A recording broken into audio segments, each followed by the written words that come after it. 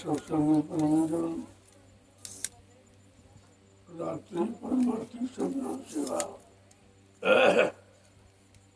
जो कर रहे हो ये अपने समय का बड़ा ही अनोखा काम है। ये सेवा कोई नहीं कर रहा। हिंदुस्तान में कहीं चले जाओ ये सेवा करता कोई नजर नहीं आए। लेकिन सेवा के बारे में किसी को कोई लाभ मालूम नहीं। पहली बार जब तक संतों के परमार्थी वचन नहीं सुनेंगे परमार्थी सेवा का लाभ नहीं समझ पाएंगे। एक तो संत महापुरुषों ने कलयुग में हम सब जीवों के लिए एक सरल सुगम रास्ता ये परमार्थ का बना दिया। जाति पाल कलयुग का स्वार्थी जीव परमार्थ कैसे कमाएगा, परमार्थी लाभ कैसे प्राप्त करेगा। बड़ा सरल उपाय सोचकर ये बना दिया गया और हमें आपको चाहिए उसका लाभ उठा लें। इससे सरल और कोई सेवा नहीं। आपने सेवा तो बहुत की है, जैसे बाल बच्चों की सेवा की, परिवार समाज देश, लेकिन आपने परमार्थी सेवा उसके बारे में जानकारी नहीं। और स्वार्थ की सेवा वो शरीर को सीमित है। शरीर एक दिन खत्म हो जाएगा तो आपकी सेवा समाप्त हो जाएगी। लेकिन जो परमार्थी सेवा आप कर रहे हो ये खत्म होने वाली नहीं, क्योंकि इसमें आपका कोई स्वार्थ नहीं, लोभ लालच नहीं, कोई मजदूरी पाने की कोई भावना नहीं। ऐसी निस्वार्थ सेवा इस युग में असंभव है, कोई नहीं कर सकता।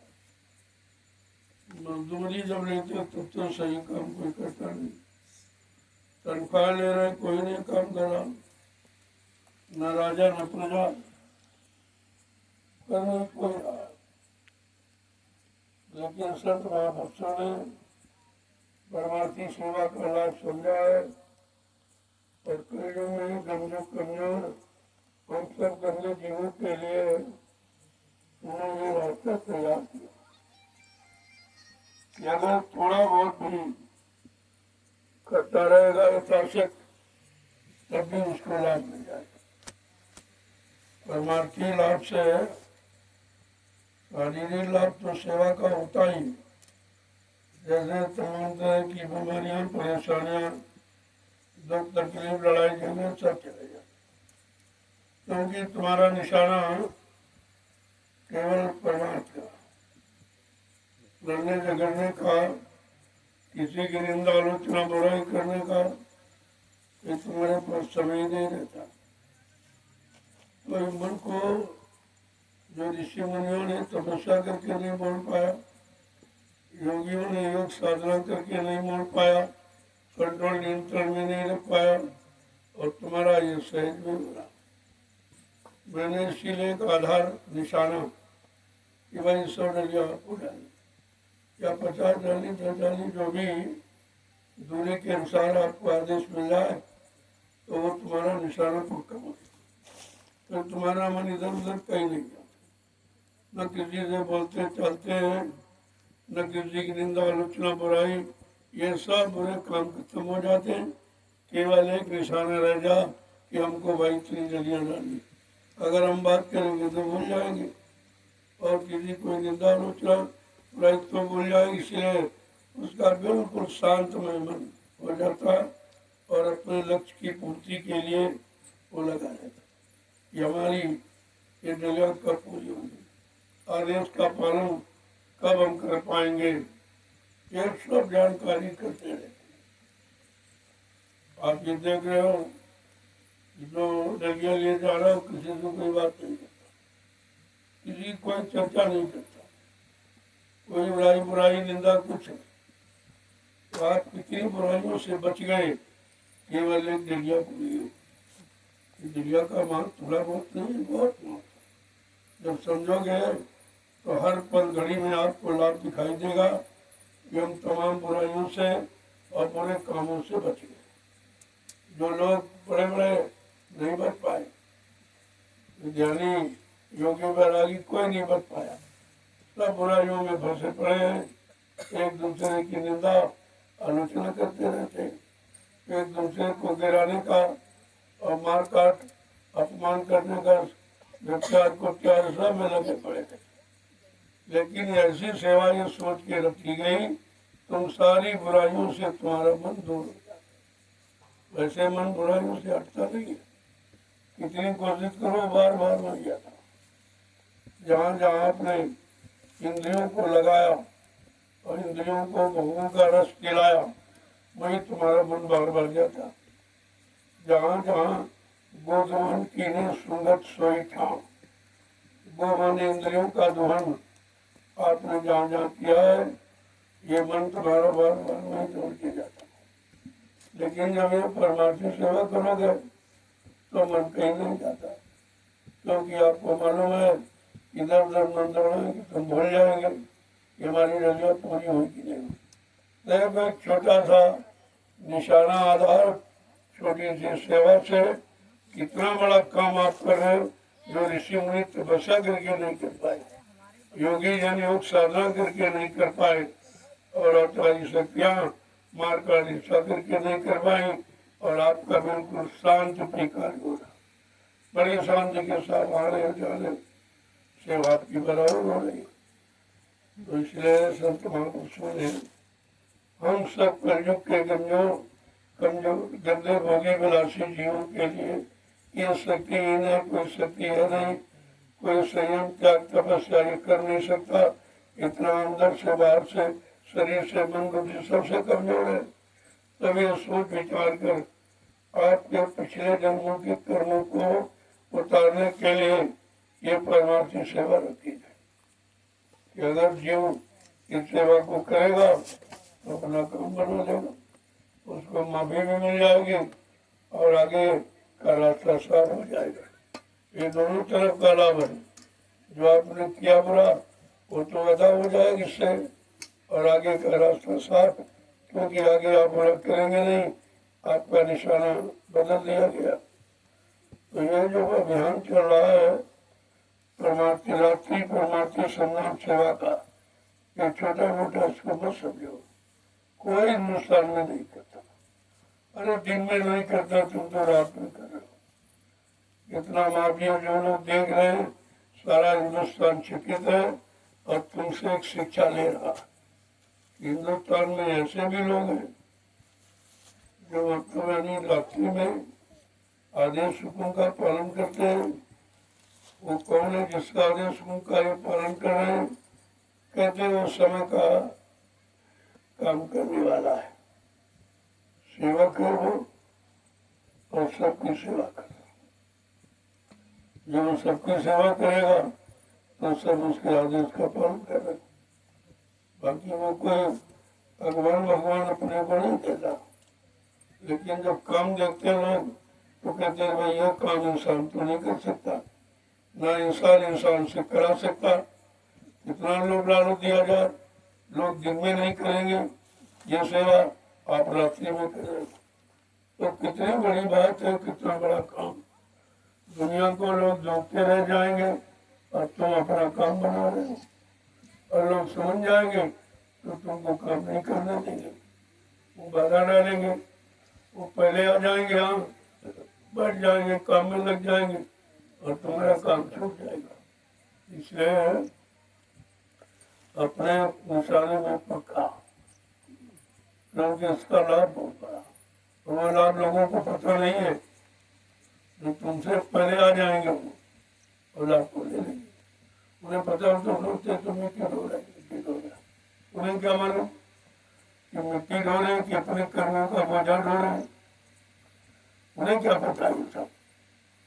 और ये राज रखा जाता अपने जीवों को लाभ देने के लिए, ये राज और रहस्य बहुत संभाल के रखा जाता कि दुनिया का लोग जान भी न पाए और अपने मुंह का काम हो जाए। जो काम रुपए पैसे धन दौलत खर्च करके नहीं करा सकते हो किसी से, वो काम तुम्हारा ये मिट्टी कर रही है, तो उसको मिट्टी मत समझो। एक तो मिट्टी वो है जहाँ 88,000 ऋषियों ने तपस्या की। और 88,000 की संख्या कितनी बड़ी होती है, कितने किलोमीटर तक उन्होंने ये तपस्या का अपना क्षेत्र बनाया होगा। मैंने गोमती के किनारे किनारे इधर का पूरा विस्तार है। और वो भूमि उन तपस्वियों के से तपस्या की हुई पवित्र भूमि को जब आप अपने सिर पर रख रहे हो तो कितनी गंदगी खत्म होगी, कितने अनेक जन्मों के पाप उतर जाएंगे, ऐसी मिट्टी है। और स्वामी जी महाराज ने इसीलिए इस क्षेत्र का महत्व कितना कहा कि तीर्थ वर नैमिष विख्याता अति पुनीत साधक सुंदरता। ये नैमिषारण्य तीर्थों का महातीर्थ है, तीर्थों का राजा है। ये भूमि इतनी पावन पवित्र है कि जिस पर तपस्या की ऋषि मुनियों ने, और उस भूमि का लाभ किसको मिलेगा, जब किसी संत के साधक इस भूमि पर आके साधना करेंगे, नाम की साधना, नाम से काम करेंगे। और ये नाम धीरे धीरे यहाँ पहले जंगल में तो कोई कभी आया नहीं, या जंगल में जीव नहीं रहते। अरे जंगल के जीव तो पाक साफ है, उनमें कोई किसी तरह का मतलब नहीं। ये पेड़ पौधे इसमें कौन सा उन्होंने किया, न ये निंदा करते, न बुराई करते, न व्यभिचार करते, न चोरी करते, न धोखा देते, न बेईमानी, न झूठ बोलते। तुमसे अच्छे तो ये पेड़ है। और इनमें जो जीवात्मा कितनी पाक साफ, उसको अगर नाम का आधार मिल जाए तो बहुत जल्दी इस पेड़ की योनि से निकल कर मनुष्य योनि में पहुंच जाएगी, उसका काम हो जाएगा। और आप मनुष्य योनि पकड़ भी नहीं कर पा रहे, क्योंकि आपका मन विश्वास नहीं, आपको अपने पर विश्वास नहीं है कि भाई हमारा काम कोई कर रहा है, करेगा, तो आपको पर विश्वास नहीं। बिगड़ने का कारण है अविश्वास। जब तक विश्वास नहीं होगा तब तक कोई काम आप करेंगे नहीं, आप नहीं करेंगे श्रद्धा सेवा के साथ। इसलिए जो ये सेवा आप कर रहे हो प्रेम हो जाओ, जितने लगे रहो, ताकि साफ कम कर जाओ, उतर जाए, कुछ बाकी न रह जाए। तो फिर क्या होगा कि जब जीवात्मा निर्मल पाकसाफ हो जाएगी तो फिर जाने में दे देंगे, तो उसको ले जाएंगे, लेकिन गंदे जीव को नहीं ले जाएंगे। जब तक गंदगी रहेगी तब तक नहीं ले जाएंगे। जैसे ये जहाज जो आपको आने जाने का साधन, इसमें मैंने कुचले कपड़े पहन जाओ तो लोग उस पर बैठे नहीं देते, साफ सुथरा। इसलिए जब नाम जात पर आपको बैठना है तो अंदर बार पाक साफ निर्मल पवित्र होना पड़ेगा। उन जीवों को नाम जहाज पर बिठाकर और उनको घर पहुंचाया जाता है। इसलिए आपको पाक साफ किया जा रहा है। एक पूरा कचरा जो बड़े पापों का आपने लाद लिया है वो उतारने का यहाँ कोई साधन नहीं। न पूजा करके उतार सकते हो, न पाठ करके, न कोई तीर्थ मुहूर्त में जा करके, कोई आनी पानी में नहा करके इस कर्म कार्यों को नहीं उतारा जा सकता। वो तो संत महापुरुषों के आदेश हुक्म का पालन जो परमार्थी लाभ देने के लिए करते हैं और कर्मों को उतारने की कोई न कोई योजना उनका आधार बनाते हैं। जब उस आधार पर आप चलोगे विश्वास के साथ, अंतर्मुख करके जब कर जाएगा, जो कूड़े कचरे की गंदगी रूम में जमा, जब ये गंदगी खत्म हो जाएगी तब आप घर जाने लायक बन जाओगे।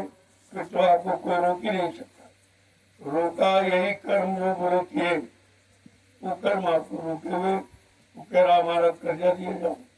तुमने गंदगी का कर्जा लिया है, गंदे कर्मों का भोग कर्जा आपने लिया, वो हमारा अदा कर दे। अब तुम्हारे पास कहाँ अदा करने, जो शराब आपने पी ली वो कहेगा हमारी दो, तो कहाँ से दो। जो मतलब वाली मुर्गा मीट खा डाला कहेगा भाई हमारा दो, आप कहाँ से दो।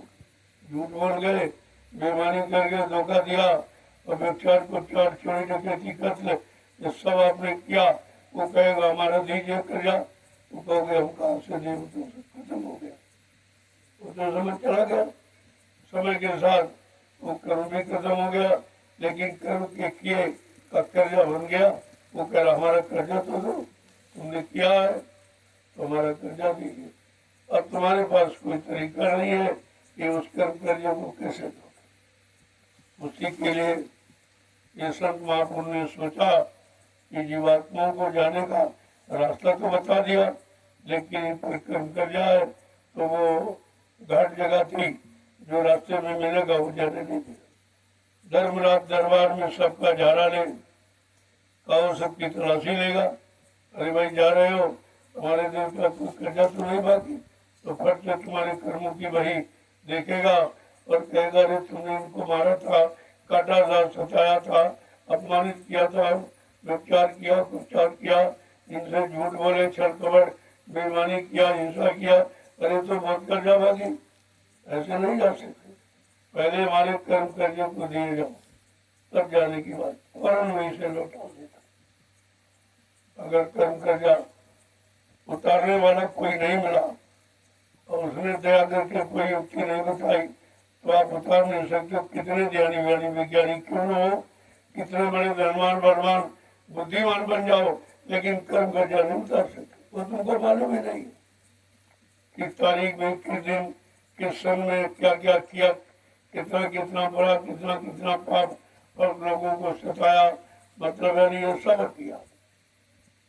तो एक तरह का कर्म कर्जा नहीं, हजारों किस्म का, और तुम्हारे पास उतारने का कोई साधन नहीं है।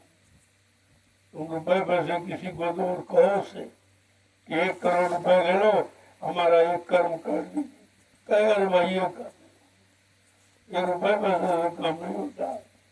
ये तो किसी की दया, संत महापुरुषों की दया हो जाए और दया से वो तुम्हारा ये सब उतार दे। कूड़ा कचरा जितना आपने जमा किया वो सब खत्म, तब आप पाक साहब निर्मल हो। वो नहाने साबुन लगाने थोड़ी पाक साहब हो जाओ। ये तो बाहर का जो चमड़ा है, खोल है, शरीर जिसे कहते हैं, इसको साफ करते रहते हो, तो गंदगी अंदर में कर्मों की जमा वहाँ तो कुछ सामान ऊपर जाएगा। वहाँ केवल संतों के वचन, जिसको कहते हैं सत्संग सरिता का जल, सत्संग जल जो कोई पावे मैलाई सब हट कर जाए। बिल्कुल साफ करके कह दिया कि जिसको सत्संग रूपी सरिता का जल मिल जाए वो तो अपने ऊपर लगी गंदगी को साफ करा सकता है। और यहाँ किसी की कोई भौतिक जगत में कोई ऐसा साधन नहीं है जो तुम्हारे किए गए कर्मों के कर्जे को और गंदगी को उतार दे। कोई तो तरीका नहीं। लोग बेचारे पूजा करते रहे और कर्जा नहीं आता, पाठ करते रहे, तीर्थ मूर्तों में समय संपूंजी खर्च करते रहे, सारा जीवन का चला गया और आपको मिला कुछ। एक पाप कर्म नहीं मिटा, मिलने के बाद तो छोड़ दो, मिला तो आपको ऐसा भी कुछ नहीं, लेकिन जो पहले का लाते बैठे हो वही नहीं उतरा है और नित्य नया लाते रहते हो।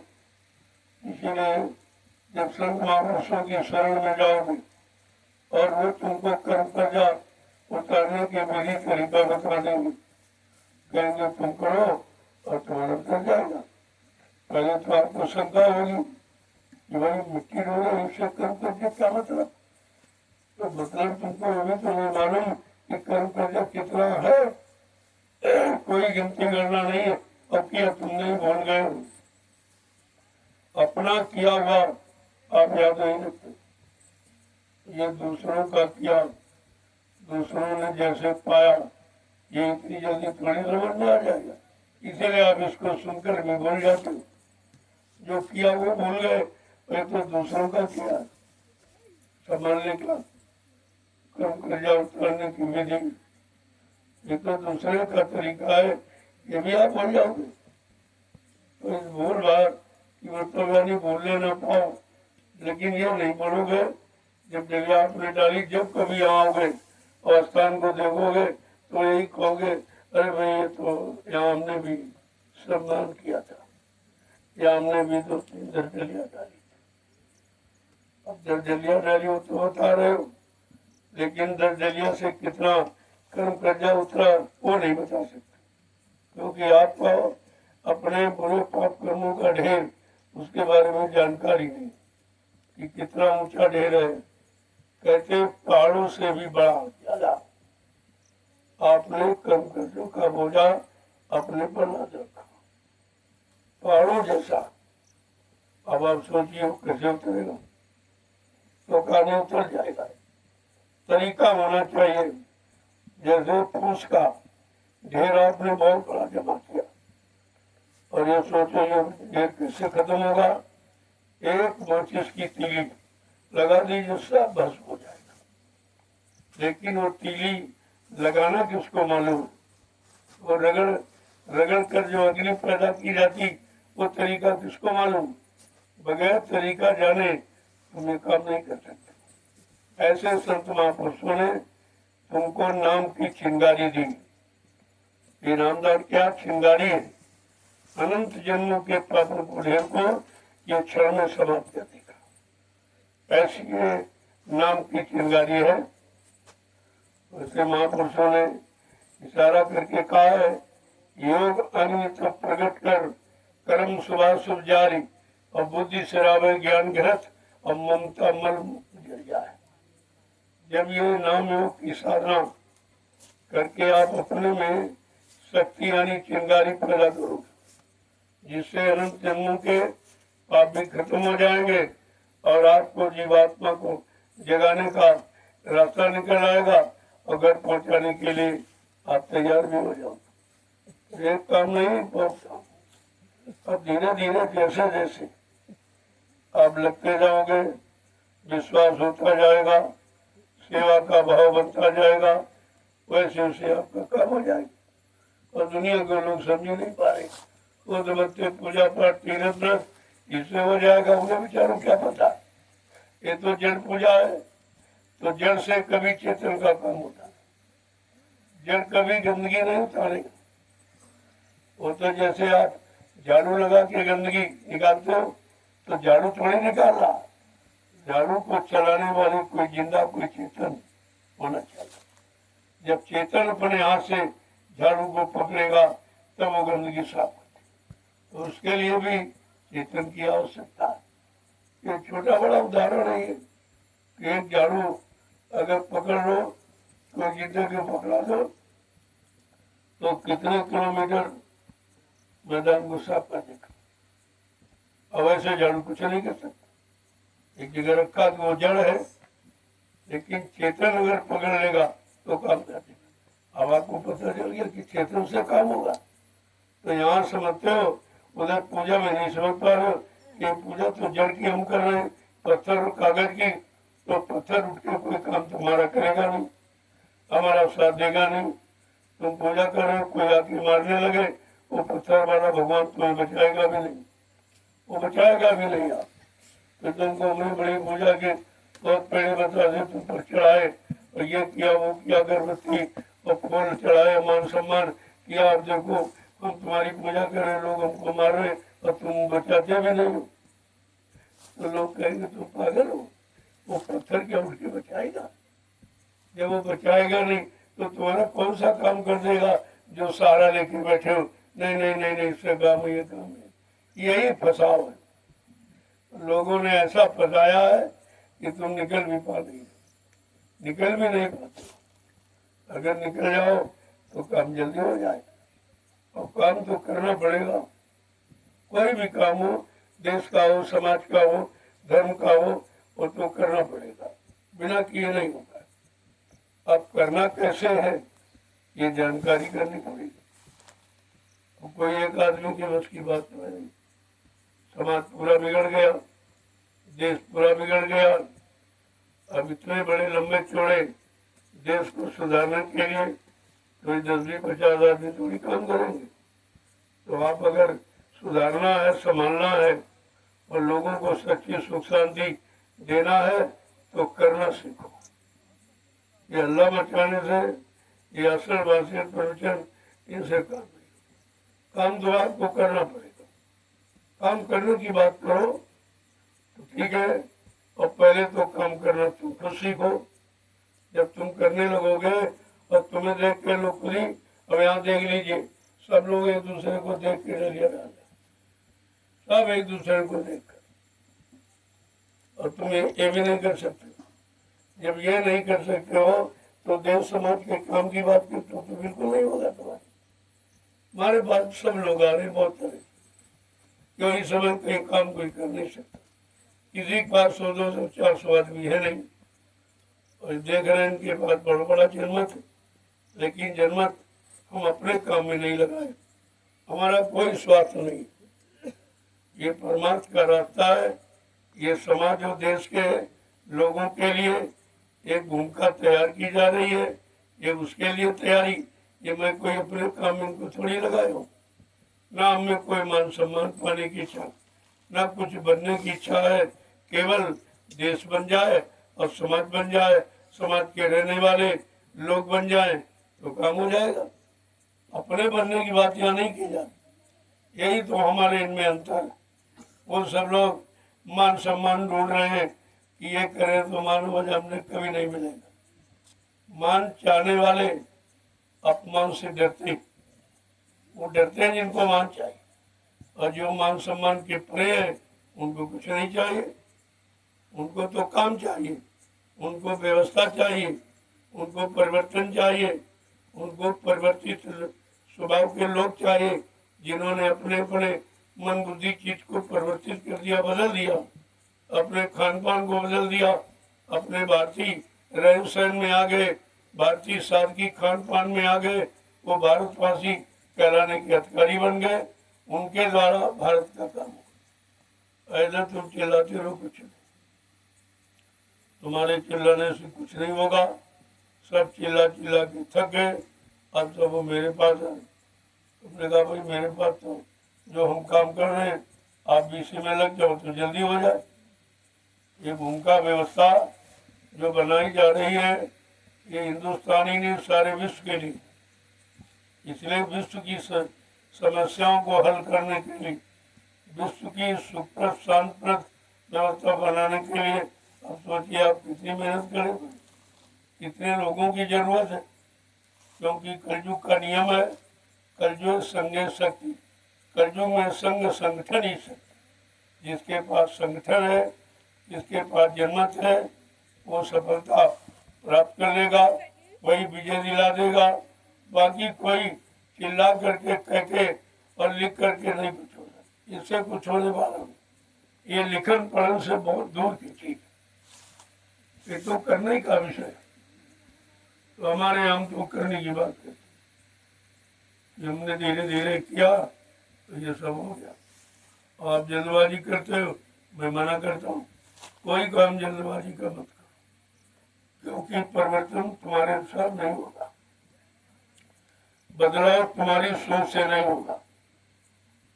जिसने अपने आप को बदल लिया और अपने आप को समर्पित कर दिया वो बदल सकता है।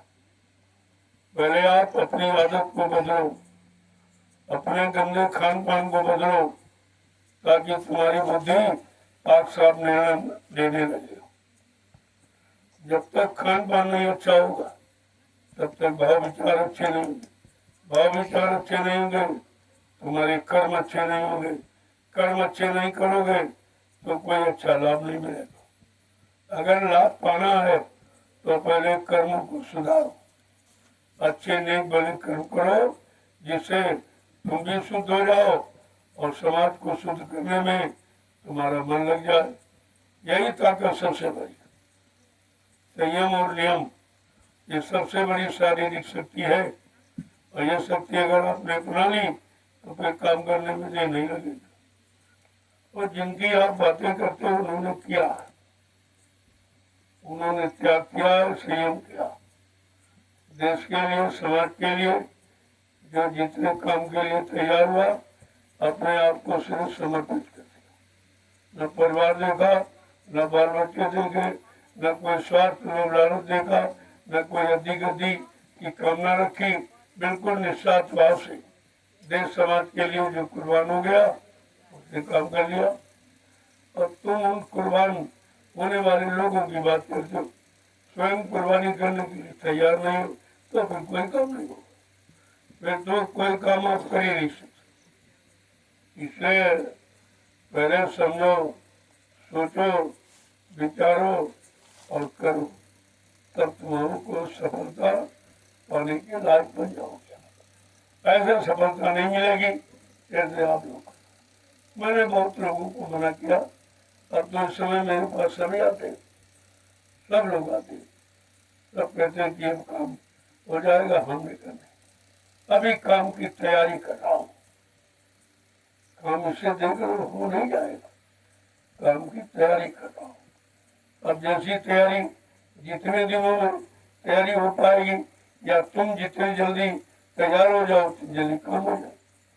और तुम तैयार होना समझते हो कि हाँ हम तैयार, अरे ऐसे नहीं, मनसा वाचा कर्मणा तीनों तरफ से आप तैयार हो तब हम तैयार मानेंगे आपको। ऐसे नहीं, जिस समय आया तो कहने लगे, जब कोई मुसीबत है तो भाग गई छोड़ के। ऐसे लोगों से कोई, इन भगवानों से कोई काम नहीं होगा। यहाँ भी 45 करोड़ को इकट्ठा किया गया और आज कोई नहीं दिखाई देगा। जब मैं निकला ढूंढने के लिए, चलो भाई 45 करोड़ गुरु का परिवार है, अरे देखे भाई गुरु के लिए कितने खड़े हैं, गुरु पर कितना विश्वास कर रहे हैं, और गुरु के वचनों पर किन लोगों ने विश्वास किया, माना है, और वचनों को मानकर अपनी जगह कितने लोग खड़े हैं। जब निकला तो एक भी नहीं मिला, एक भी आदमी नहीं दिखा। अब आप सोच लीजिए, 28 मई 2012 से मैं लगातार मेहनत कर रहा हूँ, अकेले ही, कोई नहीं था, अकेले मैंने ये मेहनत शुरू की थी। और धीरे धीरे धीरे धीरे 2-3-4 साल तो ऐसी हालत रही कि गाड़ी का डीजल भी नहीं निकलता था। तो मैं मांगता नहीं हूँ, मांगने की मेरी आदत नहीं, और गुरु ने मांगना सिखाया नहीं है। जो श्रद्धा सेवा भाव से देता उसी तेल जलाकर और भाड़ा देकर चलता रहा 3 वर्ष लगातार। तो धीरे धीरे कभी 10 जुड़े, हट गए, 20 जुड़े, 1000 जुड़े, 2000, धीरे धीरे धीरे ये 12 साल की मेहनत आपके सामने है, जो जन्मत आती है। अभी तो ये कुछ आए नहीं। ये गुरुमा का कार्यक्रम हुआ, हिंदुस्तान में इतनी भीड़ कहीं नहीं होती, और कोई किसी की मदद नहीं, न कोई शासन प्रशासन से कोई नहीं मदद, क्योंकि हमको मदद लेने की जरूरत है। हमने ऐसे लोगों को तैयार कर दिया, ये पूर्ण अनुशासित है, एक आवाज पर खड़े होने वाले, एक आवाज पर बैठ जाएगा। इनसे अगर कुछ कह दिया जाए तो देर लगेगी। आप देख तो रहे हो कितनी जल्दी ये सड़क देखो बन गई। ये सड़क इसके लिए सरकार कितना पैसा देती, खर्च करती, और फिर भी इस तरह काम नहीं होता। अब आप देख लीजिए, छोटा सा था, एक उदाहरण के रूप में, जबकि ये सबके लिए है और सब चलेंगे, लेकिन चिंता सबको नहीं है, चिंता उन्हीं को है जो इस काम करने के लिए आए, ये काम करने के लिए आए। ये शक्तियां जिनको आप पहचान नहीं सकते, क्योंकि तुम्हारा मन क्यों नहीं साथ दे रहा, तुम्हारा मन क्यों नहीं कर रहा, अरे नहीं भाई 10 दिल्ली हमको भी डालनी चाहिए, ये तो सार्वजनिक काम है, ये सबके हित का है, और सड़क कोई बन जाती तो सब लोग कब तक निकलते, जब तक रहते। इतना बड़ा लाभ लेने का तरीका लेकिन समझ में आपकी नहीं आई। तुम्हारा ध्यान काम पर नहीं है, तुम्हारा ध्यान नाम पर है। हमारा नाम हो जाए, व्यवस्था हो जाए, हमारा नाम सबके आगे हो जाए। अरे ऐसे नहीं होगा, नाम के लिए कुर्बानी करनी पड़ती है, और कुर्बानी आपको मालूम नहीं। कुर्बानी सबसे बड़ी क्या है? विचारों, स्वच्छ विचार।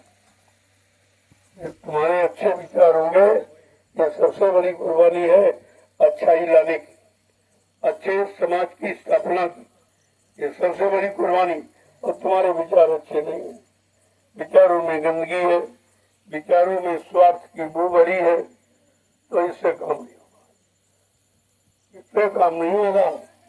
हमारे साथ वही चल पाएगा जो विचारों से बिल्कुल साथ, कोई कामना नहीं, कोई इच्छा नहीं, कोई मान नहीं, कोई सम्मान नहीं, केवल परमार्थ की भावना की काम हो जाए, जिससे करोड़ों लोगों को लाभ मिले। ऐसी परमार्थ की भावना रखने वाले मेरे साथ जुड़ पाएंगे, चल पाएंगे और ठहर पाएंगे। और जो कलयुग की बात आपके सामने कही जा रही, वो कलयुग के इतिहास में उन्हीं का नाम दर्ज होगा। अभी तो देखा जा रहा आप कितनी देश समाज के लिए, लोगों के हित के लिए आप कितनी मेहनत कर सकते हैं। और ये निस्वार्थ मेहनत सरकार बना रही, इतना पैसा खर्च कर रही, जिन लोगों को आदेश देती है प्रधानों को, इनको वो भी कितना पैसा खर्च करते हैं, लेकिन ये काम जो सामने सबके हो रहा, इनमें पैसे की जरूरत ही नहीं। श्रम की कभी बिक्री नहीं होती। श्रम दान है, दान कभी मतलब यानी पैसे स्वार्थ लोभ लालच से खरीदा नहीं जाता। ये श्रम का दान है। और हिंदुस्तान में कोई जो भी श्रम कर रहे सब बदले में पैसा लेते, मजदूरी लेते, तनख्वाह लेते, चाहे राजा हो चाहे प्रजा हो, हमारे यहाँ सब लेते। लेकिन ये परमार्थी रास्ता किस तरह तैयार किया जा रहा, जो हिंदुस्तान में कहीं नहीं। कहीं चले जाओ, किसी मिशन में, किसी संस्था में, किसी संगठन में, ये काम आपको कहीं नहीं मिलेगा जो हो रहा। लोग दिन में परिश्रम नहीं करेंगे मजदूरी लेकर। ये देखिए निस्वार्थ रास्ते में करना। इतनी भीषण गर्मी है, उमस है, लेकिन इनके दिल में वो भावना है, वो श्रद्धा और सेवा भाव है, जिसके द्वारा ये कभी निर्भर नहीं होते, कमजोर नहीं होते, कभी असहाय नहीं होते और कभी इनका उत्साह भंग नहीं होता। परमार्थ के लिए हमेशा ये तैयारी रहती है। ऐसी परमार्थ की भावना जब देश के लोगों में भर दी जाती, पैदा कर दी जाती, तब लोग देश के लिए कुर्बान होते। जिनकी बात करते हो, जिनके द्वारा मिशन चलाते हो, या जिनको अपना आधार बनाए हो, उन्होंने किया था। उनको तुमने देखा नहीं और तुमने उनकी स्पीच भी नहीं सुनी, केवल नाम सुना।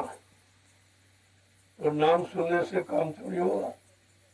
जब उन्होंने काम किया और तुम काम करना नहीं चाहते, तुम केवल उनका नाम लेकर के और लोगों को गुमराह करना है और लोगों से स्वार्थ, लोभ, लालच, रुपया पैसा लेने के अलावा तुम्हारा कोई काम नहीं, कुछ नहीं कर सकते। ऐसे लोगों से देश और समाज का काम कभी नहीं होगा। इसीलिए नेताओं को देखिए, वो भी लेने वाले, उनको टैक्स चाहिए, उनको महंगाई चाहिए, उनको डीएम यानी ये सब चाहिए और उनको पद चाहिए, उनको कुर्सी चाहिए, लेकिन काम किसी को नहीं चाहिए। क्या बगैर काम की धारणा रखे कोई काम करेगा? इतने लोग, इतने बार आप चुनाव करते हो, लेकिन कभी जिनको आपने चुना उन लोगों ने जनता के हित का कोई काम आज तक नहीं चुना। फिर चुनाव का मतलब क्या हुआ? मैंने इसीलिए प्रार्थना की थी कि 24 का चुनाव आप रोक लीजिए, तुम्हारे लिए, तुम्हारी जनता के लिए अच्छा नहीं होगा। लेकिन नहीं माने और नहीं अच्छा हुआ। संगठन भी इनका बिगड़ गया, जो पूरी व्यवस्था इनके हाथ में थी वो भी बट गई। समझ फिर भी नहीं पा रहे कि तुम्हें क्यों रोका जा रहा था। महात्माओं को आगे दिखाई देता इससे क्या व्यवस्था बिगड़ेगी, तुम्हारा मान सम्मान भी चला जाएगा, जो तुमने यानी जनता के द्वारा मिला है, लिया है, वो भी तुम्हारा बढ़ जाए।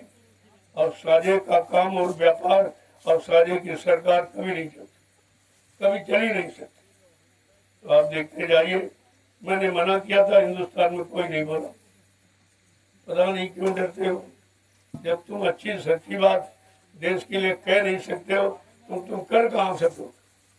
मैंने केवल अकेले कहा, मंच, राष्ट्रीय मंच लगा कर पूरे हिंदुस्तान में घूम घूम कर मैंने कहा कि 2024 का चुनाव भारत की जनता और राजा के लिए अच्छा नहीं, अच्छा नहीं है। तुम्हारी माली हालत इतनी अच्छी नहीं।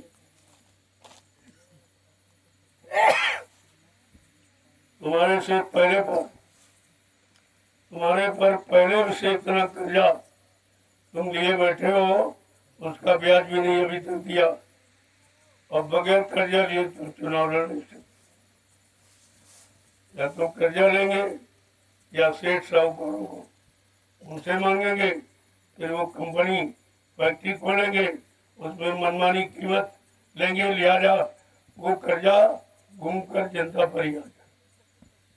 तुम खरीदोगे सामान, उनको सामान भी मुफ्त में मिलेगा। फैक्ट्री वाले कपड़ा मुफ्त में देते, कभी देखो रोज कपड़ा बदल तुम्हारा राजा, प्रजा पाते चिथड़े कपड़ों में रह रही और राजा क्लीन पोस्ट में रह रहा। वो भी नहीं सोच रहा है कि राजा प्रजा का संबंध क्या है, इसका संबंध कैसा होना चाहिए। पुत्रवत स्वभाव, अपनी प्रजा को पुत्र समझकर, अब वो पुत्र कैसे समझे, उसके पुत्र ही नहीं। जिसको कभी दर्द नहीं हुआ दूसरों की दर्द क्या जानेगा। ये सब संतानहीन है, लिहाजा संतान वालों के बारे में कुछ नहीं सोच सकते और ना कुछ कर सकते। जाके पैर न गई बीमारी, सो का जाने पीठ बधाई। ये संतानहीन, ये संतान वाले, ये गृहस्थाश्रम में रहने वाले लोगों का काम कैसे करें, क्योंकि वो दर्द इनमें है नहीं, वो जिम्मेदारी इनमें है नहीं, और उसके बारे में वो रिश्ता पिता पुत्र का है नहीं, क्योंकि पुत्र इनके है ही नहीं, रिश्ता भी नहीं, और उसके रिश्ते का लाभ भी नहीं दे सकते, न ले सकते। तो इनसे तो उम्मीद करना छोड़ दी, कोई उम्मीद नहीं पूरी होगी, क्योंकि ये खुद ही पूरे नहीं, अधूरे। न गृहस्थ आश्रम में है, न विरक्त में, किसी के नहीं रहे, न इधर न उधर, दोनों तरफ आई। परमात्मा के दरबार में जाएंगे तो पूछेगा, अरे भाई तुमने क्या क्या किया। सब कहेंगे हमने तो बर्बाद किया, लेकिन छोड़ दिया था। भाई क्यों धोखा दिया, पंचों के बीच में हाथ पकड़ा है, किसी की इज्जत आपने बिगाड़ी है और बीच में छोड़ दिया है। ये तो सबसे बड़ा जुर्म और पाप है, इसकी सबसे बड़ी सजा नरकों में है, लेकिन इन्हें कुछ पता ही नहीं। ये कर्मों का विधान जानते नहीं, वो तो महात्माओं के पास, महात्मा सारे कर्मों का विधान जानते हैं, और किस कर्म की क्या सजा है ये भी जानते, और किस कर्म से क्या लाभ है ये भी जानते, उनको तो सब जानकारी होती। तो आपको तो विचार करना चाहिए कि उधर कोई काम नहीं हो, उधर से मुख मोड़ो, उधर काम करने वाला कोई है ही नहीं, वो सब अपना काम कर, अपना राज, अपनी खुशी, अपना पद और अपनी सुख सुविधा, अपने भोगों का सामान, इसके अलावा उनके पास कुछ नहीं। और होता तो 70 साल में कुछ न कुछ तो दिखाई जरूर देता।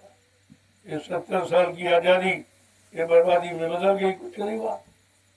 और अभी नहीं तुम सोच पा रहे हो, तुमने जब जब नहीं सोचा, जब जब नहीं विचारा, और जब जब अच्छे सच्चे की पहचान नहीं की है, और तब तक तुम मुसीबत में फंस गए हो। यही काम तुमने पहले किया तो मुसलमानों ने तुम्हारे पर 350 वर्ष राज किया, तुमको गुलाम बना के रखा, फिर तुम सच्चाई से अलग हो गए, समझने का प्रयास नहीं किया, तो मुट्ठी भर अंग्रेज आए थे, 250 वर्ष देश को गुलाम और तुमको सबको गुलाम बना के रखा, मुट्ठी भर। ऐसे मुट्ठी भर नेता ही कोई ज्यादा नहीं है। तुम्हारी संख्या कितनी हो, नेताओं संख्या, लेकिन वो सब तुम्हारी पर राज कर रहे, और तुम ज्यादा होते हुए भी ये नहीं समझ पा रहे हो ये हमारे पर राज कर रहे हैं कि हमारे से राज करने का सामान ले रहे, पैसा ले रहे, टैक्स ले रहे, महंगाई बढ़ा रहे, जीएसटी ले रहे, ये सब लिया जा रहा है और तुम देखकर भी नहीं समझ पा रहे हो। तुम्हारी कमजोर बुद्धि है, तुम देखकर भी नहीं समझ पाते। जब किसी को कुछ देते हो तो ये उम्मीद रखते हो चलो बदले में कुछ मिलेगा। इनको आपने इतने दिनों से चंदा नोट वोट दिया, महंगाई गरीबी सब झेली तुमने, लेकिन तुमको क्या मिला। 70 साल की आज़ादी बता रही, ये मिला कुछ जो था विरासत के रूप में पूर्वजों से मिला था, सच्चाई ईमानदारी, वो भी तुम्हारी चली, वो भी खत्म है। और तुम मिलने की इच्छा रखो तो मिलने की इच्छा उनसे रखी जाती जिनके पास कुछ होता है, कुछ निजी कमाई होती, उनसे मिलने की इच्छा रखो। ये राष्ट्रीय कोष का धन जो बर्बाद किया जा रहा अपने निजी भोगों में, ये तुमको देंगे कुछ? ये खुद ही तुम्हारा खर्च कर रहे हैं। जो महंगाई और टैक्स और गंदे खाद्य पदार्थों को परमिशन लाइसेंस देकर जो पैसा इकट्ठा कर रहे हैं, ये तो खुद ही गंदगी इसमें भरी पड़ी। तुम्हारा कौन सा अच्छा काम कर रहे? इसलिए अब आपको अपने काम के लिए स्वयं तैयार है, कमर कस के तैयार होने की जरूरत है। ऐसे नहीं, सब तरह जन बल, धन बल, बुद्धि बल, ये सब आपके पास होगा।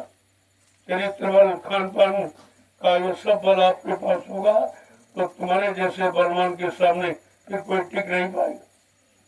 लेकिन ये काम आप करते नहीं, अल्लाह में चाहते हो अंग्रेजियत अभी तक नहीं छोड़ पाए।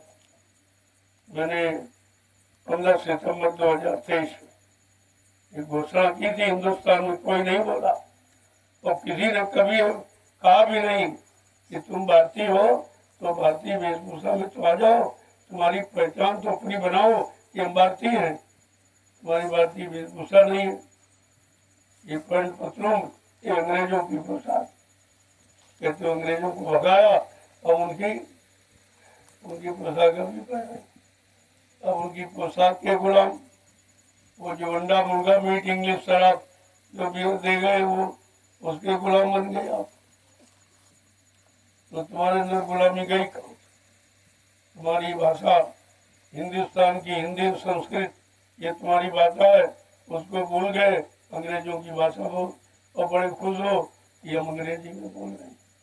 अंग्रेजियत छोड़िए आप। अगर सच्ची गुलामी का अंत करना चाहते हो और सच्ची आज़ादी पाना चाहते हो तो अंग्रेजियत छोड़िए और भारतीयता अपनाइए। ये हमारा कहना है, किसी ने नहीं कहा, केवल सिर्फ हिंदुस्तान में मैंने कहा। लेकिन धीरे धीरे आवाज़ तो छिपी नहीं तो पहुँचती है। ये लोग सब जानते हैं कि भाई कोई ना कोई अच्छी बात ये कहेंगे, कोई ना कोई अच्छा रास्ता ये बताएंगे, तो इनके रास्ते का प्रचार मत करो, लेकिन सुन लो। प्रचार नहीं करते तो हमको जरूरत भी नहीं। वो तो इनका सारा बोले जो काम करना नहीं जानता। मैं खुद ही पूरे हिंदुस्तान में सबके घर पहुंच रहा हूँ, सबको बता रहा हूँ, ज़्यादा हमको किसी की जरूरत ही नहीं। हम अपना काम खुद ही कर लेंगे। मैंने अकेले शुरू किया है, अकेले करने की दम रखता हूँ, लेकिन जो जुड़ जाएंगे तो तुम्हारा नाम हो जाएगा। अगर कलयुग के इतिहास में अपना नाम करना चाहते हो तो हमारे साथ जुड़ जाइए आप और परमार्थी काम में लग जाइए। ये परमार्थी सेवा की ट्रेनिंग है, ये तो सिखाया जा रहा। तुम परमार्थी सेवा कैसे करो? जब यहाँ कर रहे हैं, धीरे धीरे ये राज्य और समाज का भी परमार्थ से काम करे।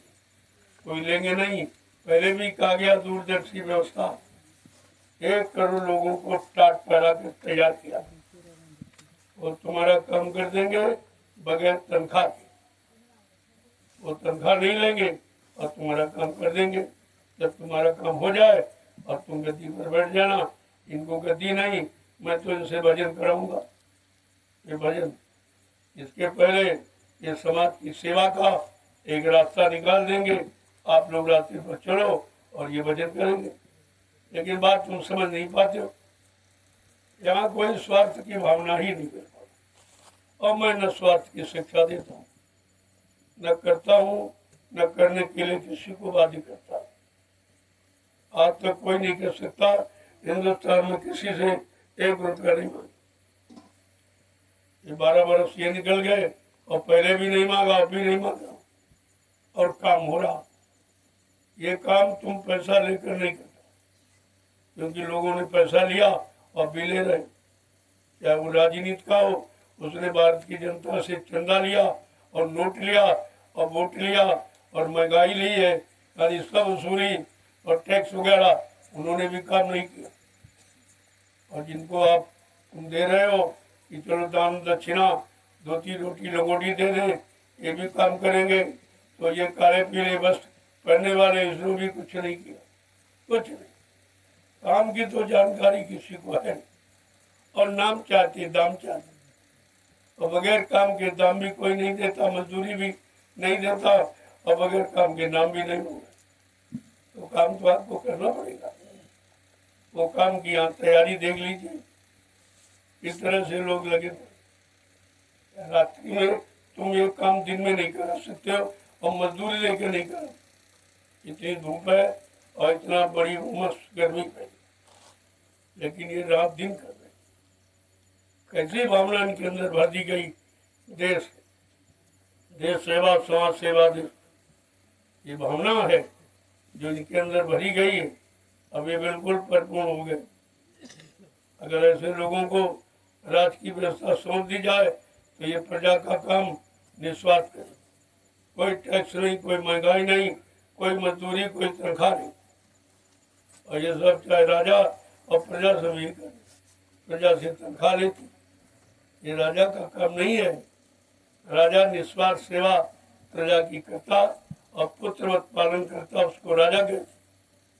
अब राजा शब्द खत्म, उसकी महिमा कदम, तो वो तो इनके अंदर कर्म है, न सोच है न लगन, लिया जाए राजा नहीं है। ये तो राज की व्यवस्था को बिगाड़ने वाले, बिगाड़ने वाले। आपको इस पर विचार करना चाहिए। जल्दी से अपना संगठन तैयार करो। अगर तुमको विजय प्राप्त करनी है तो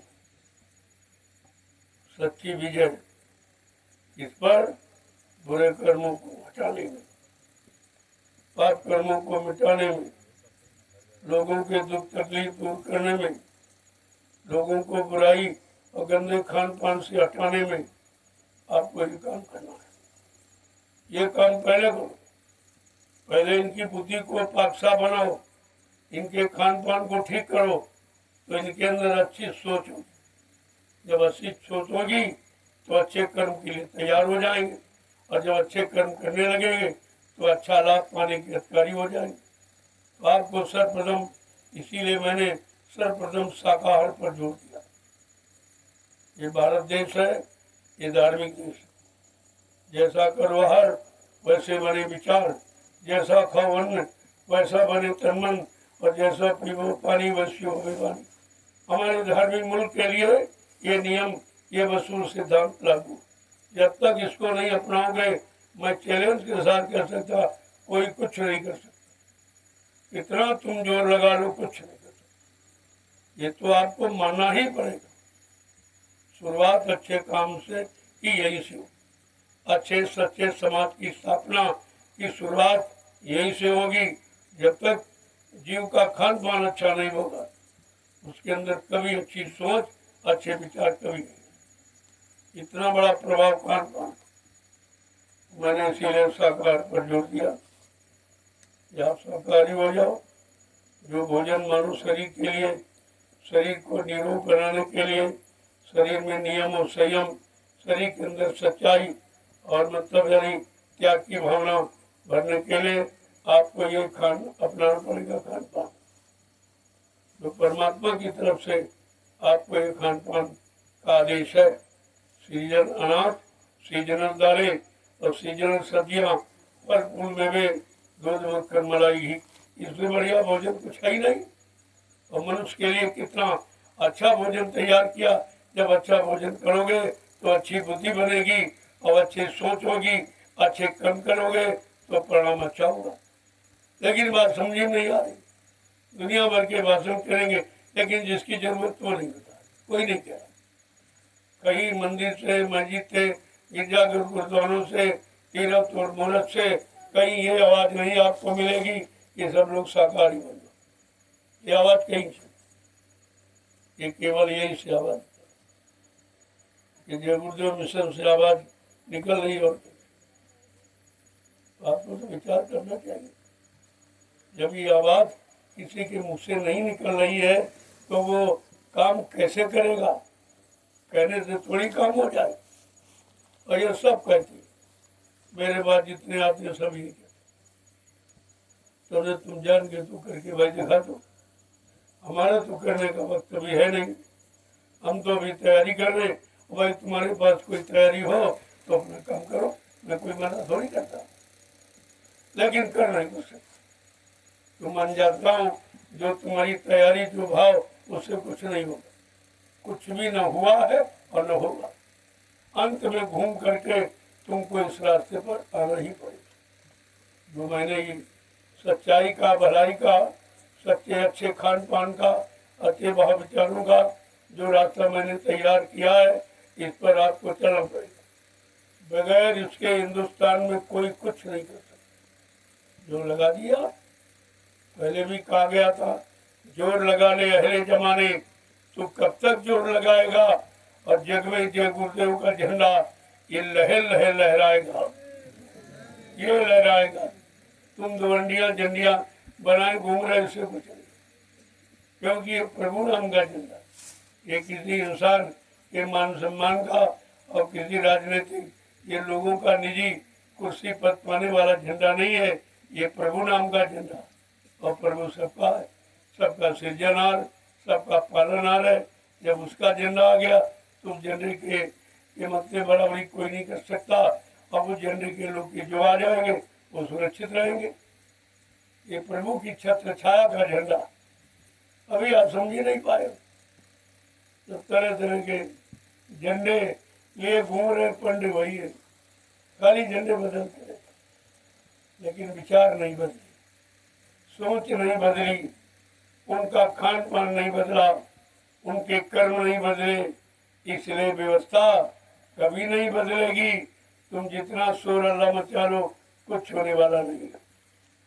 इसलिए सच्चाई के साथ जुड़ो, सच्चे रास्ते पर चलने के लिए निकल पड़ो, और धीरे धीरे एक अच्छे समाज, भले समाज का, चरित्रवान समाज का, ईमानदारी में रहने लोगों एक समाज तैयार करें। मैं अच्छे सच्चे समाज की स्थापना के लिए प्रयास कर रहा हूँ। ये जितना हमारा प्रयास है, एक अच्छे सच्चे समाज की स्थापना का, इससे सबको सुख शांति मिले। आज परेशान क्यों? राजनीति लोग कहते हैं कि मतलब यानी अधिकारी कर्मचारी खराब। मैंने कहा नहीं, मेरे देश का कोई कर्मचारी अधिकारी खराब नहीं, तुम्हारी व्यवस्था खराब। अपनी व्यवस्था ठीक करो, किसी पर दोष मत दो। व्यवस्था तुम्हारे हाथ पे है और बदनाम कर्मचारी अधिकारियों को करते, और तुम्हारे में इतनी सोच नहीं है, इतनी समझ नहीं है। और कोई अगर सच्ची अच्छी समाज में पैदा करे तो आप मानने को तैयार नहीं, तो भाई कर लो, हम कब मना करते। तुम्हारे पास अगर शक्ति है, कार्य करने की क्षमता है, समाज को बदलने की क्षमता है, समाज में अच्छाई सच्चाई लाने की शक्ति है, तो आप कर दीजिए। मैं नहीं किसी को रोकता हूँ, आते तो, लेकिन ये जरूर करता हूँ कि काम तो आने से नहीं। ये जनता का काम, ये समाज प्रजा का काम, प्रजा के द्वारा होगा। जब तक प्रजा जागरूक नहीं होगी, आप प्रजा का काम जबरदस्ती नहीं कर सकते। पहले इसको जगाओ, जो सो रही है, ये प्रगाढ़ निद्रा भोगों की इसमें सो रही, अज्ञानता में सो रहा है, इसको जगाइए। सत्यता की आवाज से जगाइए, प्रभु के नाम को लेकर इसको जगाओ। जब प्रभु का नाम सुनेगा तो अंदर प्रभु की जीवात्मा बैठेगी, सबके अंदर।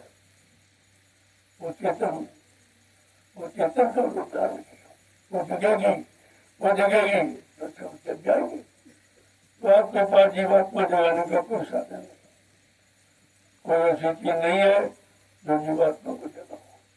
इसलिए जीवात्मा को जगाने के लिए और प्रभु के मिलने के लिए ये प्रभु नाम आया। जब तुम प्रभु नाम लोगे तब तुम सबका काम।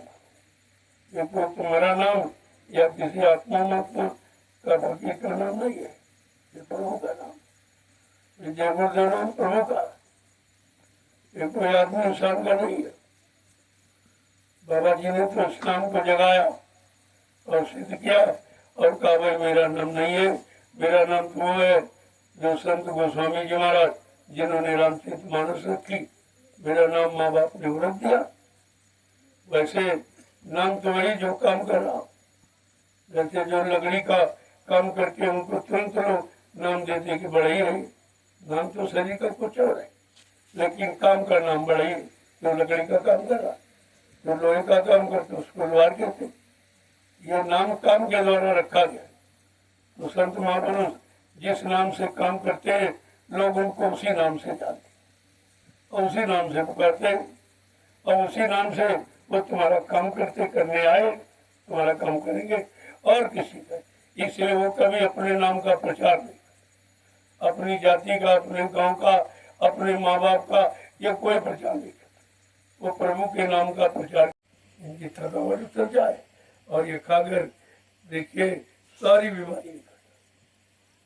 बीमारी जिससे आती है वो तो आप छोड़ना नहीं चाहते। वही ये छुड़ाया जा रहा कि चटपटा और तीखा भोजन ये बीमारी को बुलाता, निमंत्रण देता और आपके मन को भड़काता, मन को चंचल बनाता, मन में एकाग्रता को खत्म करता। ये कितने तरह से नुकसान होता। तो भोजन पर पहले आहार, तब विचार। आहार से विचारों का जन्म होता है, और जब विचार अच्छे तो कर्म अच्छे, जब कर्म अच्छे तो फल अच्छा।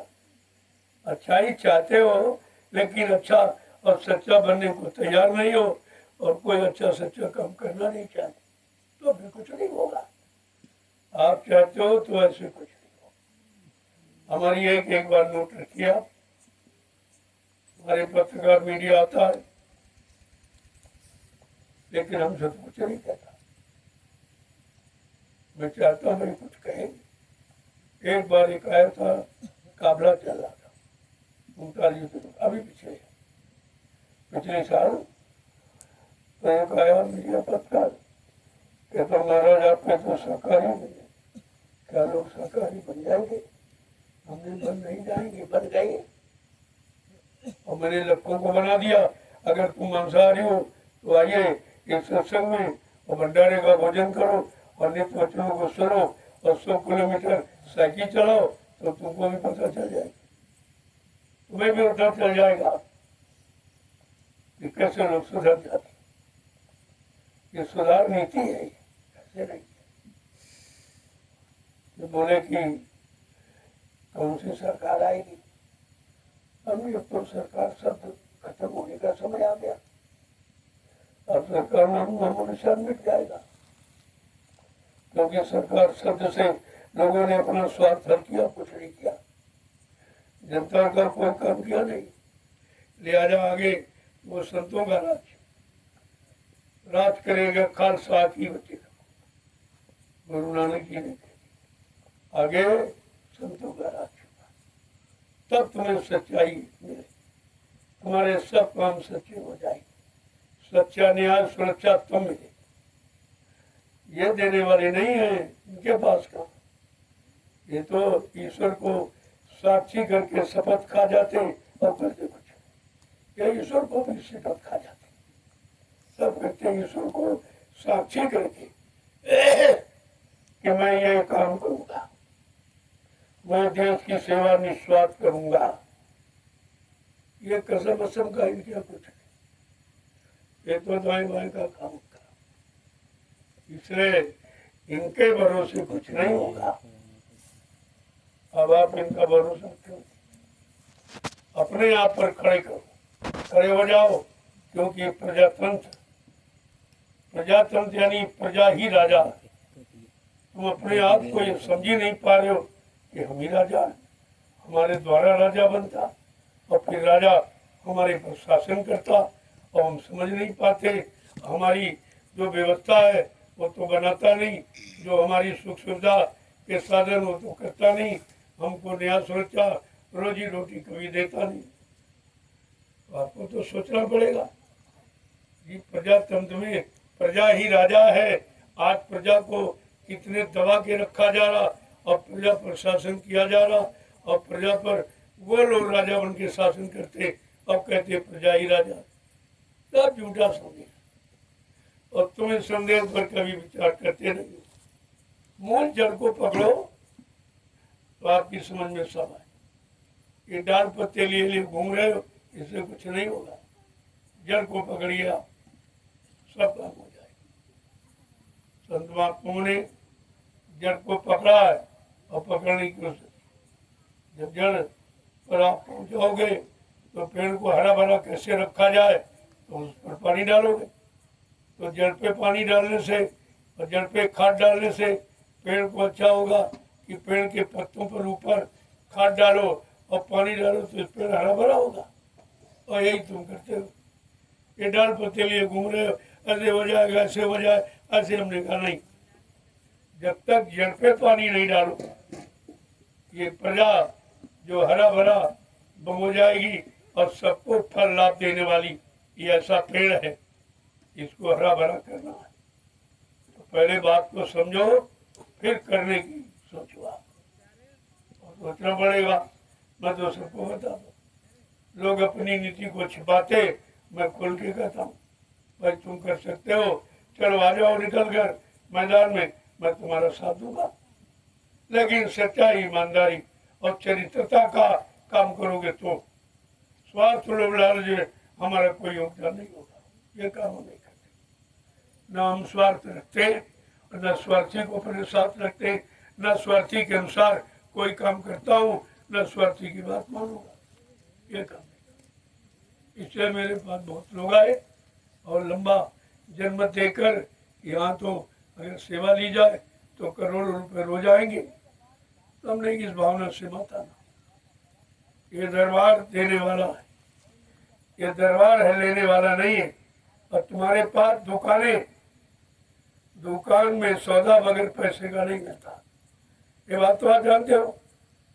दुकान में पैसा सौदा बगैर पैसे का नहीं मिलता और दरबार में मुफ्त लुटाया जाता।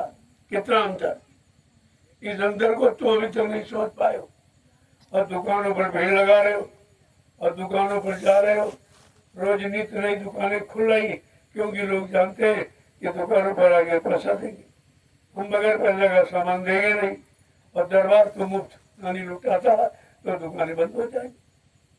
और यही करना है, स्वार्थ लोभ लालच की दुकानें बंद हो जाए। ये परमार्थी दरबार अपना काम शुरू कर दिया है तो स्वार्थ लोभ लालच और मान सम्मान अधिकार की ये दुकानें बंद हो जाएंगी। अब ये परमार्थ का दरबार खुल गया। लोगों का सच्चा काम करने के लिए, इनको सच्चा न्याय, सुरक्षा, रोजी रोटी देने के लिए ये दरबार ने संकल्प लिया। आपको भी मालूम ही क्या है, लेकिन बहुत आहिस्ते आहिस्ते मैं अपना काम कर रहा हूँ, धीरे धीरे, ताकि धीरे धीरे में लोगों की परीक्षा भी हो जाए, लोग मजबूत भी आ जाएंगे, भगोड़े भाग जाएंगे, स्वार्थी लोभी लालची भाग जाएंगे। वो तो मेरे पास टिकेंगे नहीं, क्योंकि ना मैं ये काम करता हूँ ना करने की सलाह देता हूँ, तो हमारे पास कोई नहीं आएगा। और हमको ऐसे स्वार्थी लोभी लालचों की जरूरत भी नहीं। हमें कोई भीड़ नहीं बनाना, हमें तो काम करने की भूमिका बना, योजना बना और उस काम करने के लायक लोगों की खोज करनी, उनको ढूंढा हो, ये सेवा कर रहे हैं, इसी में से निकल आएंगे। आप देखते जाइए इनको कैसे मजबूत किया जा रहा, इनके अंदर निस्वार्थ की भावना कैसे भरी जा रही। जैसे आज ये काम निस्वार्थ कर रहे हैं, ऐसे पूरे देश का काम निस्वार्थ करेंगे। इनको ऐसी शिक्षा और तालीम और दीक्षा दी जाएगी, ये अपने आप को कुर्बान कर। इनको पहले देखिए, आप पूछिए इनसे कि तुम्हें कोई तनख्वाह, कोई वेतन, कोई मजदूरी, कोई सामान दिया जा रहा, तो इतनी मेहनत आप करते? कहते नहीं, आदेश का पालन करता हूँ, आदेश सर्वोपरि है इनका। ये गुरु का आदेश सर्वोपरि है, ये गुरु भक्ति सर्वोपरि। जिस भक्ति के करने से ऐसी शक्ति तैयार हो जाती कि दुनिया का काम वो कर सकता, जिसके पास सच्ची गुरु भक्ति। आप समझते क्या भाई? अभी तुम गुरु शरण में आए नहीं हो, गुरु भक्ति तुमने की नहीं है और तुम शक्ति चाहते हो और काम करना। अरे बगैर गुरु भक्ति के शक्ति नहीं आएगी और बगैर शक्ति के तुम कोई काम कर नहीं सकते। बात तो समझ में आपकी आती नहीं, मैं तो खोल के कहता हूँ।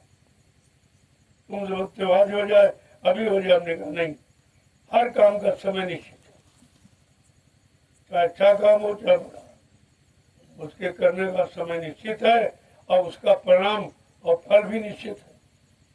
फिर आपको चिंता किस बात है?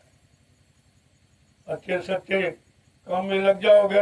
अच्छाई सच्चाई चाहते हो कि समाज में, समाज के लोगों में, देश के लोगों में सच्चाई अच्छाई आ जाए, तो आप सच्चाई अच्छाई में पहले जुट तो जाओ, करके तो दिखाओ, तभी तुम समझ पाओगे किसी में सच्चाई अच्छाई है कि नहीं। करना तुम चाहते नहीं हो और नाम बड़ी चाहते हो, कभी नहीं होगा। मैं ऐसे लोगों को बिल्कुल पसंद नहीं करता। जय गुरुदेव, जय गुरुदेव, जय गुरुदेव। नाम किसका? प्रभु का प्यारा नाम। जोर से बोलो, सब मिल बोलो, बोलना होगा, अभी से बोलो। दुख दर्द हरेंगे, सब कष्ट मिटेंगे, सुख शांति भी देंगे, सबके दाता, सबके मालिक। प्रेम से बोलो, ये नाम नहीं इंसान का, ये नाम है प्रभु का, ये काम नहीं इंसान का। ये काम है प्रभु का। देखो ये जय घोष नारे कहीं आपको सुनने को नहीं। सब अपनी अपनी जय जयकार, अपना स्वार्थ, अपना लोभ, अपना राज, अपनी गद्दी, अपना मान सम्मान अधिकार पाने के नारे लगाते हैं। और आपने सुने, इसमें सबका हित भरा हुआ और ये काम प्रभु के द्वारा, प्रभु के द्वारा।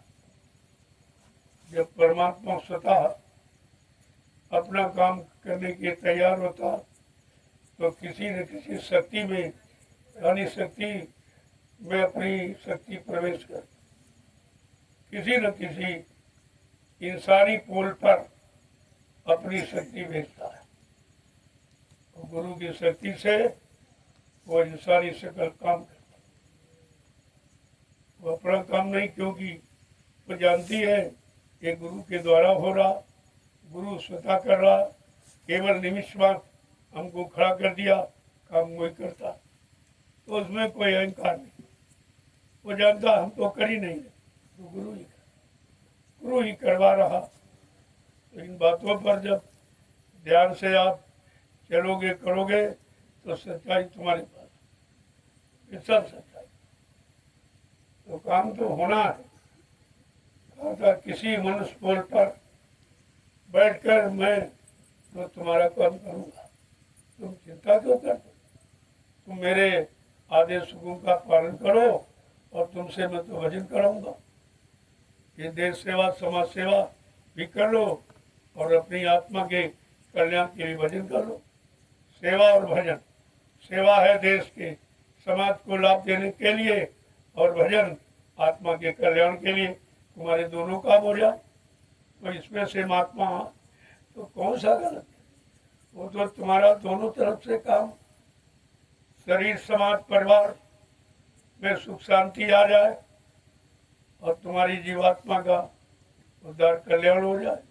और आप क्या चाहते? सुधार और उद्धार दोनों, और दोनों हो जाएंगे। इसी को सतयुग, सत्य का युग, सत्य की व्यवस्था भूमिका कहोगे। सतयुग कोई आदमी इंसान नहीं है तो बाबा जी पकड़ के ले आएंगे आपको दिखा। तुम्हारे अंदर सतयुग कलयुग भरा हुआ। तुम खुद देखो अपने आप कि 24 घंटे में कितने बार सतयुग में जाते हो, कितने बार कलयुग। आपको समझ में आ जाएगा सतयुग कलयुग क्या है।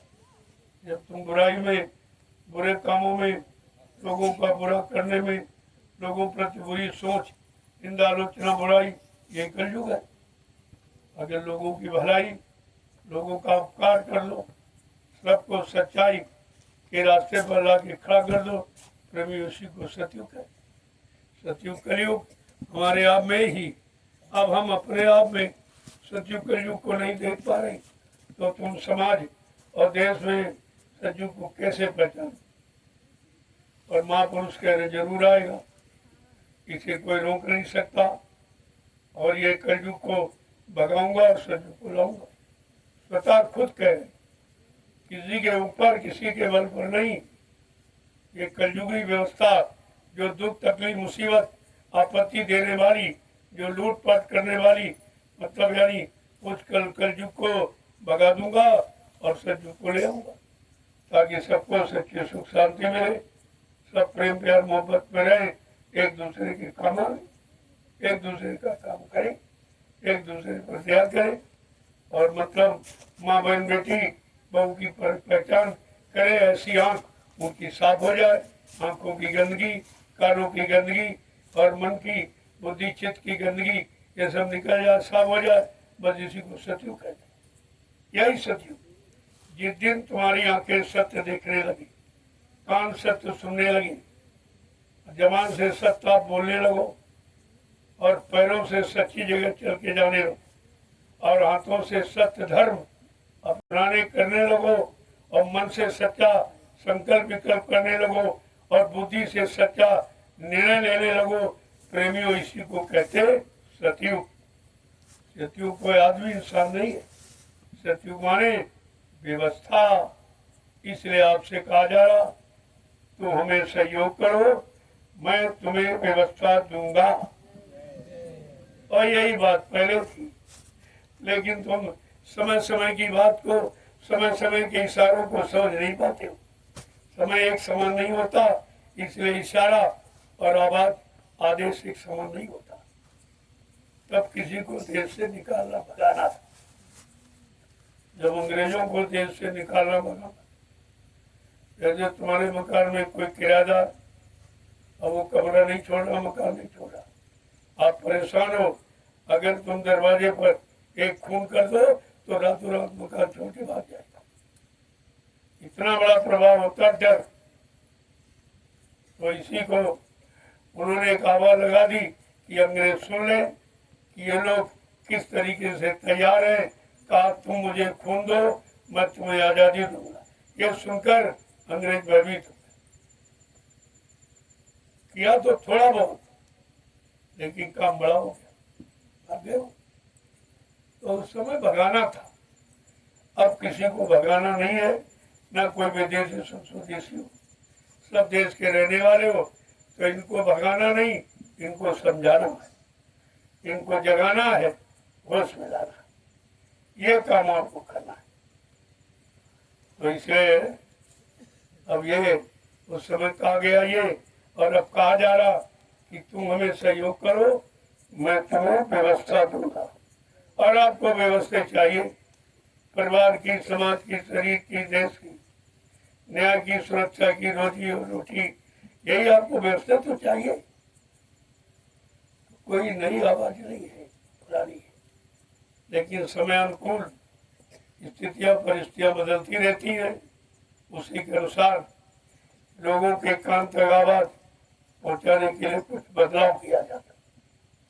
जय गुरुदेव, जय गुरुदेव, जय गुरुदेव। जय गुरुदेव। देखो आपकी सेवा पूरी हो गई, अब आप आके प्रसाद ले लो,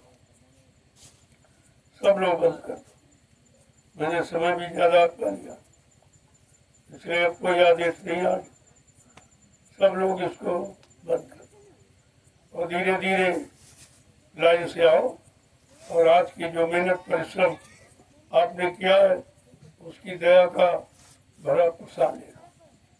ये प्रसाद बहुत कम है, तरह तरह की बीमारी परेशानी, लेकिन कब, जब आप परहेज करो। डॉक्टर वैद्य भी कहता भाई परहेज करो, हमारी दवा कम करेगी।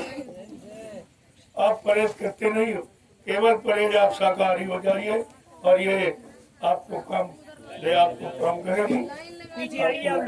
लाइन लगा ली, बाकी कैसे प्रसाद ले पाए।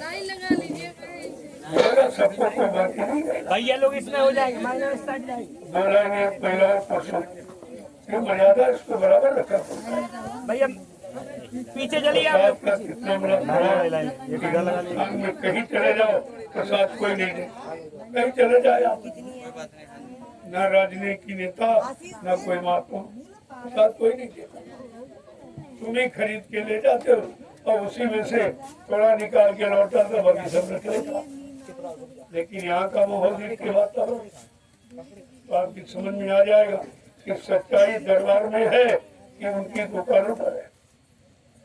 यही नहीं समझ पाएगा।